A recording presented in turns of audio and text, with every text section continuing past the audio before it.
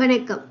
2026 சட்டமன்ற தேர்தலில் நடிகர் விஜயின் தமிழக வெற்றி கழகம் முக்கிய பங்காற்றுமா என்ற கேள்வி எழுந்துள்ளது. இந்த கேள்வி விஜய்க்கும் எழுந்துள்ளதாக அவருக்கு நெருக்கமான வட்டாரங்கள் தெரிவிக்கின்றன. அதாவது விஜயும் நாம் தனியாக ஆட்சி அமைக்க முடியுமா என்ற கேள்விகளை கேட்க தொடங்கியுள்ளாராம்.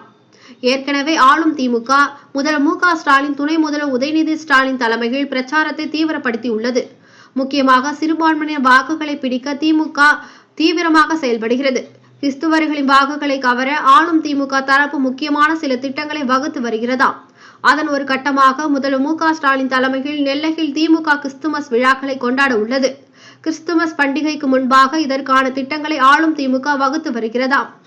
விஜய் கிறிஸ்துமஸ் பின்னணியை கொண்டவர். அவரின் கட்சிக்கு நிதி கொடுக்கும் பல்வேறு பணக்காரர்கள் கிறிஸ்துவ பின்னணியை கொண்டவர்கள். விஜய்க்கு ஆலோசனைகளை வழங்கும் சில தலைகளும் கூட கிறிஸ்துவ பின்னணியை கொண்டவர்கள். விஜய் குறிவைப்பதில் முக்கியமானது கிறிஸ்துவர்களின் வாக்குகள். இத்தனை காலம் அந்த வாக்குகள் திமுகவிற்கு சென்றது. தற்போது அந்த வாக்குகள் விஜய்க்கு செல்லும் சூழல் ஏற்பட்டுள்ளது.